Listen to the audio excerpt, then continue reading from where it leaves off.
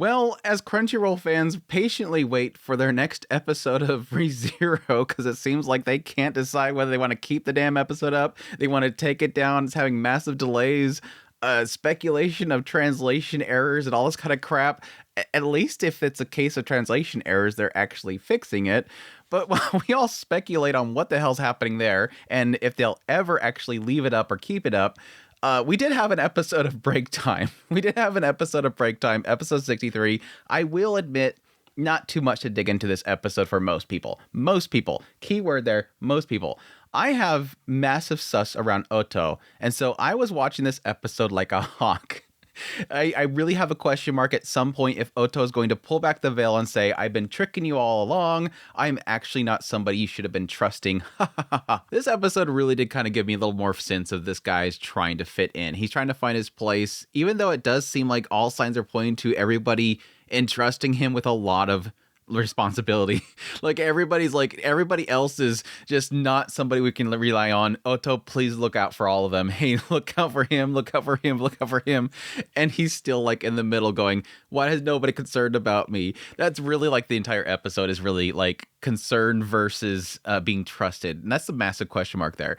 But I do have to say, I think at this point with that now 2 break times in a row having Otto meeting up with Ram, because it seems like their dynamics set up to the idea that like Ram and Otto are working behind the scenes in order to run the entire camp.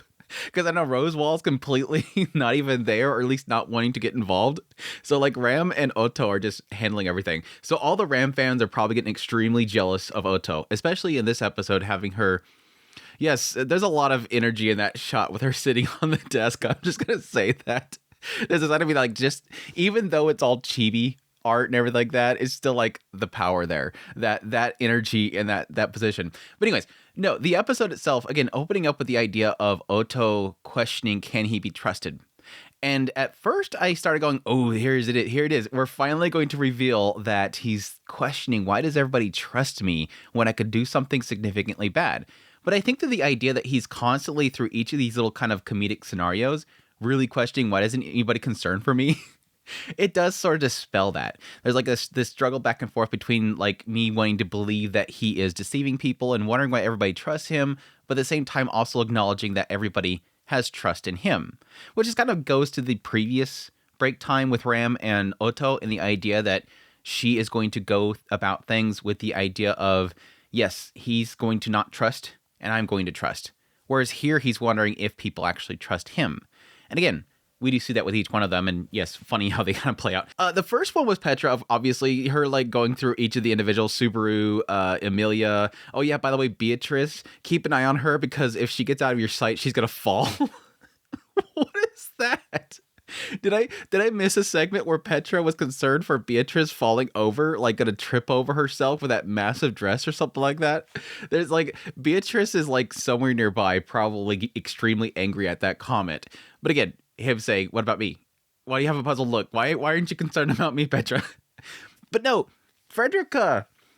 I had for a brief moment was wondering, are we going to start building a ship? We're not building a ship right now, are we? The idea of like, yeah, Otto is like overwhelmed with how much Frederica is like, yes, everybody trusts you. You're so reliable. Please look after my brother. The camp would be nothing without you. Again, hitting on the idea of Ram and especially Otto kind of doing most of the work, it seems like, for the camp right now. I don't know. I just really don't know where Roseball is.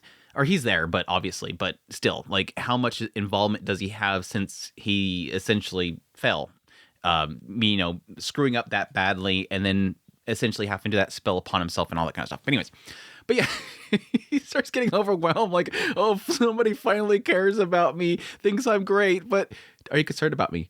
No, you're not concerned about me either. It was dorky. And then of course, Ram, yes, she's got to be extremely disgusted by it. You gotta take care of all this stuff. If you fail and you don't fulfill your task, it's gonna look bad on Emilia. You know this responsibility you have. What about me? Don't ask something you know the answer to. It's disgusting. Some people would be happy about Ram responding like that. And yeah, it all kind of concludes with Emilia essentially being the one to kind of prove that, yes, he's wanted. Interesting. And again, I kind of double checked the translation here, and it does seem like it's kind of going this route. Interesting that Emilia, out of all of them, doesn't say that she's concerned for him. She says the same thing everybody else is saying, just more kind-like, in the idea that, yes, I'm going to cause you a lot of trouble, but everything's going to be fine with him there in the end. Like, he trusts him very, very much, and then saying goodnight, have nice dreams. I guess the idea of hoping that he has a good night's sleep, maybe that's an aspect there, but it's kind of interesting that Amelia, it's not like he asked her. It's not like she says it, but it does seem like her comments and her trust in him and, yeah, just her kindness is enough for him that he does seem satisfied. I don't know. And yeah, it kind of ends it with him saying, in the end, can I be trusted? Again, I there was a side of me that almost wondered if this entire thing was going to be a little bit of a tip of the hand to the idea of why does everybody trust me so much, because I could totally do something bad. But it does seem like it's more so focused on the idea of him, yes, wondering if people do really care for him, that he's a part of their group. And again, it seems to confuse the idea of concern versus trust. The idea that nobody's concerned for him. Nobody's worried about his well-being because he's reliable. And typically with some people that either they're extremely strong, like Petra was mentioning with Garf. You don't have to worry about Garf. He's super strong. He's probably going to be fine.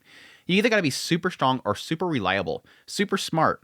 And they see Otto as being somebody that wouldn't mess up. Nobody has to be concerned for him. Nobody has to watch out for him because he's reliable. I think that's the thing that Otto is sort of missing here. And that's probably what Amelia ends up giving him. You know, we'd be lost without you. I caused you a lot of trouble, but I trust you very much.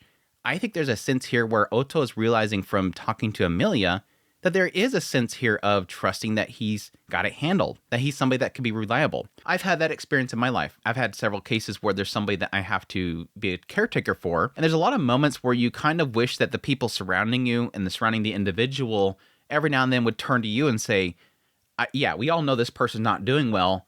Are you okay? There is a moment where you kind of wonder, can you ask me if I'm okay? Like, I'm trying to be strong. I'm trying not to show those weaknesses, but I'm kind of hurting too. So I don't know. It could be going for something like that, but it was an interesting little episode. I enjoyed it. It was, again, it dispels some of my sus of of Otto being sus to me. I think my nature of wanting Otto to be some evil criminal person later on that unmasks is a little bit unfounded at times, but I do believe there might come a time later on where we find out that Otto is not working against the camp, but more so probably working for his own benefit. He was from the very beginning, let's be honest. He wanted to work with Subaru from the very beginning in order to get in good with Rosewall. He could still want that. He could still see a benefit as a merchant in the end, that I'm going to get some sort of benefit from this. Yeah, if Amelia does succeed, if she does win this whole selection process, yeah, that's going to be big for me. I'm going to make a lot of money in that situation. I'm going to be put in a position of a lot of power. But I don't know. That's still sus of him. But anyhow, that's my thoughts on the episode. Hope you guys enjoyed this video. As always, if you did, hit the like button down below. If you like this content and you want to support channel more, links in the description below. As always, I have the subtitle version of The Break Time on my Twitter/X account at OtakuSpirited. Additionally, if you have not already, check out my impressions on episode 63 of the original series. I had a lot of fun with that episode. But until next time, y'all take care.